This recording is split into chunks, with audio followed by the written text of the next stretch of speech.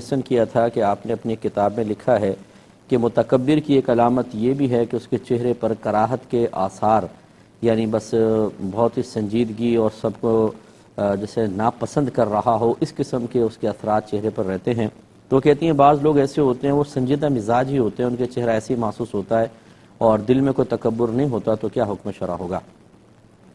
دیکھیں، علامات جو ذکر کی جاتی ہیں یہ ہم اپنے پاس سے کچھ تو ہوتی ہیں کہ جو موجودہ مشاہدے کے تحت بھی ہم کرتے ہیں،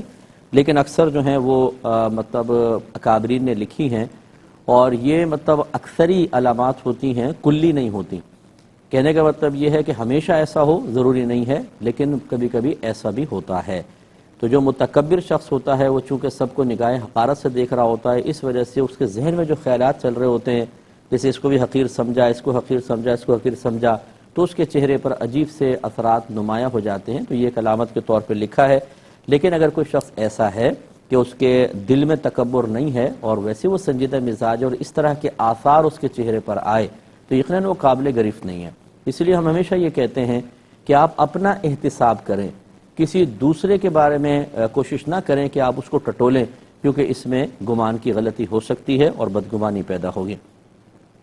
یہ کہتے ہیں سنا ہے کہ جب ہم خرید و فروخت کرتے ہیں تو قیمت کم کروانا حسنین کریمین کی سنت ہے، کیا یہ ٹھیک ہے؟ تو بالکل یہ صحیح ہے، بلکہ یہ ہمارے بزرگ کی سنت ہے۔ ہمارے اکابرین کو ایسا نہیں تھا کہ جا کے دھوکہ کھا لیا کرتے تھے، بارگیننگ کرتے تھے باقاعدہ، پھر کسی مناسب قیمت پر مطمئن ہو کر اس چیز کو لیا کرتے تھے۔ تو اچھا ہے، بعض اوقات سامنے والا جو ہے وہ جان بوجھ کر زیادہ قیمت بتاتا ہے، اسے پتہ ہے کہ گاہک تھوڑا سا کم ضرور کروائے گا، تو وہ اضافی بتاتا ہے، تو اس میں کوئی حرج نہیں ہے، کم کروانا اچھی بات ہے۔ اور کہتے ہیں کہ مہنگے داموں خریدنا کسی امیر سے، اگر مہنگے داموں کسی امیر شخص سے آپ کچھ خرید رہے ہیں تو کسی نے کہا کہ یہ گویا کہ اپنا پیسہ ضائع کرنا ہے۔ تو یہ پیسہ ضائع کرنا نہیں ہوتا، جب آپ چیز کو خرید رہے ہیں تو ٹھیک ہے، آپ اس چیز کے بدلے میں دے رہے ہیں تو پیسہ ضائع کرنا تو نہیں کہلائے گا۔ ہاں یہ ضرور ہے کہ جب ایک چیز، وہی چیز آپ کو کسی ایک مارکیٹ سے مثال کے طور پر سستی مل سکتی ہے، لیکن آپ جان بوجھ کر کسی اور مارکیٹ سے خریدتے ہیں جس سے وہ مہنگی ملتی ہے،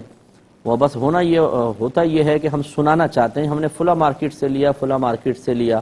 یوں زیادہ قیمت دینا مناسب نہیں ہے، لیکن یہ دیکھیے کہ جو بڑی مارکیٹ میں آدمی بیٹھا ہے وہ بھی پیسہ کمانے کے لیے بیٹھا ہے، وہ بھی اپنے بچوں کے لیے کمانے کے لیے، حلال رزق کے لیے بیٹھا ہوا ہے۔ تو اگر آپ نے ادھر دیا یا ادھر دیا تو بہرحال دونوں رزق حلال کما رہے ہیں، اور اسی طرح اللہ تعالیٰ ایک سے دوسرے کو رزق پہنچاتا ہے، تو اس کو پیسہ ضائع کرنا نہیں کہیں گے۔ آپ اگر کسی بڑی مارکیٹ سے خریدتے ہیں، نیت یہی کریں کہ چلو میرے پیسے سے ایک مسلمان بھائی کا فائدہ ہوگا۔ یقیناً جو بڑی مارکیٹس میں بیٹھتے ہیں ان کی دکان کی کرائے بھی زیادہ ہوتے ہیں، دیگر ان کو مطلب چیزوں میں جو ایکسپنسز ہوتے ہیں وہ زیادہ ہو جاتے ہیں، تو چیز کی قیمت بڑھ ہی جاتی ہے، اس کو پیسہ ضائع کرنا نہیں کہیں گے۔ ہاں یہ ضرور ہے کہ اگر کفایت شعاری کے ساتھ خرید و فروخت کرنا چاہتا ہے تو ان نام و نمود کو نہ دیکھے، بلکہ ایسی مارکیٹ سے خرید لے جہاں سے کچھ چیز اس کو سستی ملے گی۔